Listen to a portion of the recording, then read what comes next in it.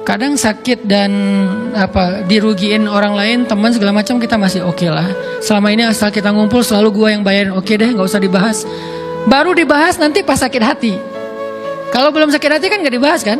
Nggak apa-apa deh, kita terus yang bayarin, kita traktirin ngopi apa segala macam. Nggak pernah dibahas. Kebersit sih di benak kita, cuman nggak mau dibahas. Kenapa? Udahlah biarin aja, easy going. Kemudian kayak kita yang capek harus rempong sana kemari segala macam, selalu acaranya di rumah kita, akhirnya kita yang bayarin, kita yang rempong, nyiapin segala macam, bebersih sendiri. Tapi begitu ada yang nyakitin perasaan kita sedikit aja, semua itu balik lagi. Dari dulu ya. Nah, keluar kan? Kenapa? Dipancing oleh ujian perasaan. Jadi ternyata yang paling berat itu adalah zulzilu, diguncang perasaannya. Kita kadang-kadang habis-habisan buat seseorang, nggak masalah. Hujan-hujanan dia yang pakai jas hujan, kita nggak pakai apa-apa, nggak apa-apa. Sakit-sakitan juga, dikerok dan segala macam, biarin aja. Kalau perlu misalnya kalau bannya lagi kempes, dia naik Grab, kita dorong-dorong motor terus cari tempat segala macam sampai tengah malam, nggak apa-apa deh buat dia. Apa sih yang buat yang nggak buat kamu? Begitu dia selingkuh, keluar semuanya. Mulai list report keuangan. Wah, dulu sekian, sampai uang receh-receh juga dihitung kan ya. Kenapa bisa kayak gitu? Perasaan kan? Nah, ini nih yang kita coba belajar. Mungkin malam ini kita lebih banyak membahas tentang sabar terhadap ujian perasaan. Karena banyak macam-macam ujian. Nah, gimana kita memanage perasaan kita? Gimana cara kita merecovery perasaan kita dengan bab sabar? Insyaallah nanti akan kita lanjutkan setelah selesai sholat isya. Barakallah. Bismillahirrahmanirrahim. Teman-teman yang dirahmati Allah Subhanahu wa taala, kita lanjutkan tentang masalah sabar. Terutama sabar zulzilu, ketika kita diuji dengan ujian ego, marah, perasaan, sakit hati, yang kayak gitu-gitu. Ini ujian jauh lebih berat daripada ujian fisik dan ujian harta. Termasuk rasa cinta, rasa benci, kadang itu menjadi ujian. Kenapa ujian? Bikin kita jadi tidak lagi logis, nggak realistis, dan kadang-kadang mengabaikan hal-hal, nilai-nilai yang kita selama ini pegang sebagai satu kebenaran. Kita ngabaikan batasan-batasan syariat. Ini semuanya ujian dari Allah Subhanahu wa taala. Sehingga tidak disebut orang yang beriman kecuali ketika Allah Subhanahu wa taala melihat dia sabar dalam ujian. Kalau dia nggak sabar dalam ujian, malah di dalam pembukaan surat Al-Ankabut tadi Allah menggolongkan mereka termasuk orang-orang yang munafik. Apa arti yang orang munafik? Orang yang mengaku beriman tapi sebetulnya dia tidak beriman. Apa salah satu buktinya? Dia tidak sabar. Jadi kalau kita mau menilai diri kita mukmin atau munafik, dan ini bukan materi untuk menjudge orang lain, oh ternyata dia itu munafik, bukan. Lagi-lagi konsep kita belajar itu angle-nya untuk diri kita sendiri. Saya sangat tidak merekomendasikan kita belajar untuk mendapatkan kaca pembesar, mencari-cari kesalahan saudara kita. Tapi kita belajar untuk semakin bisa bercermin untuk menemukan aib dan kekurangan diri kita. Jadi semakin kita tahu ilmu agama, semakin kita tahu ayat dan hadis, semakin kita punya cerminan untuk menilai diri kita dan memperbaiki diri kita. Bukan nyari kaca pembesar untuk memperjelas aib-aib dan kesalahan orang lain. Kalau kita pengen menilai diri kita ini orang yang mukmin atau munafik, caranya lihat aja kita sabar nggak nih, terutama dalam masalah emosional. Dalam masalah ego, dalam masalah marah, dalam masalah hawa nafsu, dalam masalah perasaan cinta, dalam masalah benci segala macam, masih bisa nggak kita adil bahkan kepada orang yang kita benci? Adil kepada orang yang kita benci, adil kepada musuh sekalipun. Bahwa jangan sampai kita gara-gara nggak suka kepada seseorang, kita berlaku zalim kepada dia. Jangan. Ini berarti kita harus ngelawan ego kita sendiri. Ego untuk memaafkan orang lain, ego untuk bisa melupakan kesalahan orang lain, ego untuk bisa berlapang dada dengan hal-hal yang gak nyaman daripada orang lain. Ini adalah ujian yang paling berat. Di situ kita bisa lihat kita nih mukmin atau munafik.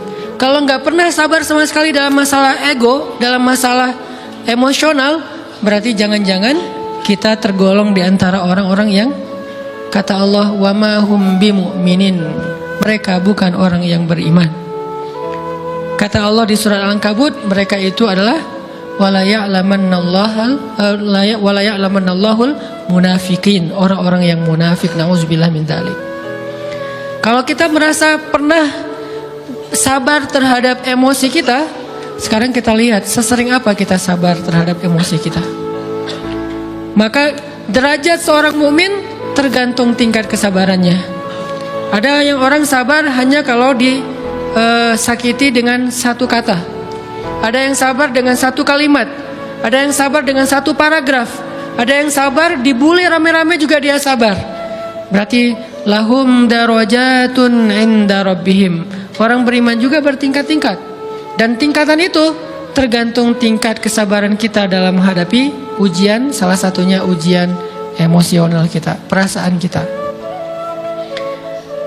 Sehingga teman-teman yang dirahmati Allah SWT, salah satu program kita untuk terus mengembangkan diri, program untuk tumbuh, program untuk memperbaiki diri kita di hadapan Allah itu adalah coba kita program dalam sehari aja, terus kita nilai berapa kali kita berhasil ngelewatin ujian emosional.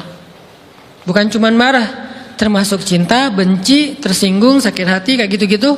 Berapa kali kita bisa berhasil melewati itu dalam sehari? Gak usah seminggu, sehari aja. Di jalan, sama temen, di grup WA, di IG, di Twitter, di mana gitu. Coba kita lihat berapa kali kita bisa menahan diri kita dan bersabar. Bukan berarti tidak respon ya, bukan berarti pasif. Kita bisa merespon tapi dengan cara yang elegan. Kita bisa merespon tanpa harus memperlihatkan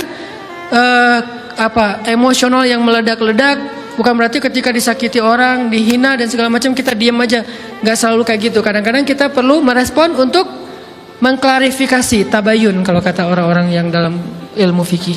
Kita harus tabayun. Tapi tabayun dengan marah itu beda. Tabayun dengan mencela itu beda.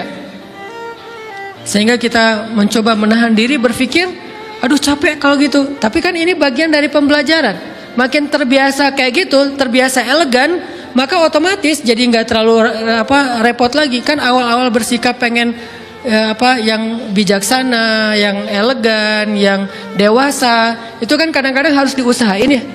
Karena belum mengkarakter. Harus mikir dulu gimana ya sikap yang paling dewasa, gimana ya sikap yang paling bijaksana, gimana ya sikap yang paling wise, gimana ya sikap yang paling elegan, masih mikir.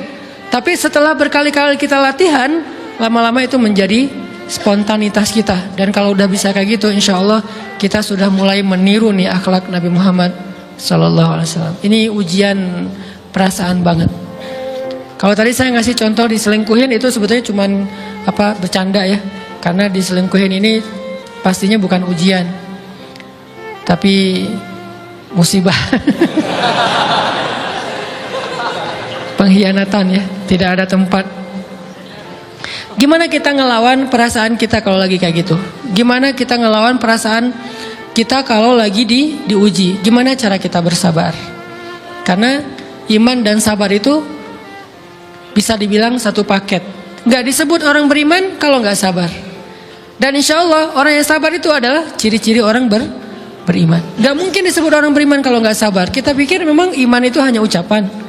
Kalau iman itu cuma ucapan, inna sholati wa nusuki wa mahyaya wa mamati lillahi rabbil alamin, gampang. Kalau iman itu cuma ucapan, hasbiyallah wa ni'mal wakil, gampang. Kalau iman itu cuma ucapan, la haula wa la quwata illa billah, gampang. Kalau iman itu cuma ucapan iyyaka na'budu wa iyyaka nasta'in, gampang. Tapi Allah mengatakan wa ma hum bimu'minin. Ahasiban nasu ayyutraku ayyaqulu amanna wa hum la yuftanun. Emangnya cukup dengan hanya mengatakan kami telah beriman lalu tidak diuji? Ternyata iman adalah sabar dalam ujian. Jadi nggak mungkin orang disebut beriman sementara dia tidak sabar, sementara dia emosional, sementara dia temperamen, sementara dia orangnya meledak-ledak, sementara dia orangnya mengeluh, sementara dia orangnya berputus asa. Nggak mungkin. Karena ulama mengatakan la tayasu, jangan berputus asa. Fa innal ya's laisa min akhlaqil muslim atau mukmin. Karena sesungguhnya keputusasaan bukan di antara akhlak orang yang beriman. Orang yang beriman itu tidak pernah berputus asa. Serumit apapun masalah kita, kalau kita punya yakin sama Allah bahwa Allah ala kulli syai'in qadir, maka kita pasti akan punya harapan.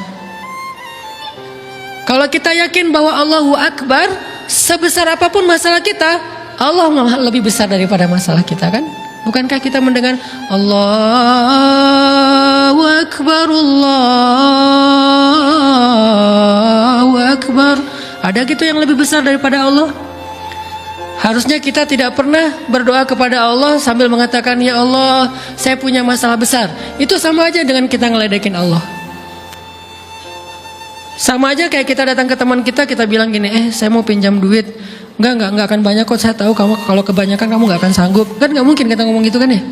Saya lagi banyak hutang nih, saya mau minta tolong sama kamu. Insya Allah saya nggak akan minta seutuhnya. Saya tahu kamu juga kurang duitnya, saya minta dikit-dikit aja lah. Kan nggak gitu kan cara kita minta tolong. Sama aja kita doa, ya Allah, saya punya masalah besar. Ngomong ke Allah punya masalah besar. Kalau kita ngomong ke manusia kayak gitu wajar, tapi ke Allah, ya Allah, saya punya masalah kecil nih. Apa? Ada hutang sedikit, berapa? 100 M. Allah kan ghaniyun, maha kaya. Jadi jangan pernah mengatakan 100 M itu besar di hadapan Allah. Kita ngeremehin Allah banget. Bukankah Allah maha kaya? Jangan pernah mengatakan bahwa musibah kita, ditinggalkan orang yang kita cintai, dibully seluruh dunia, itu besar di hadapan Allah. Bukankah Allah cukup buat kamu, kata kamu? Inna sholati wa nusuki wa mahyaya hasbiyallahu ni'mal wakil. Jadi Allahu Akbar. Sehingga kalau kita berdoa, ya Allah, saya punya sedikit masalah. Bukankah Umar pernah mengatakan, ya nafsi, idza daqat alaikid dunya, fala taquli ya rabbi indi hammun kabir, faquli ya hammun indi rabbun kabir.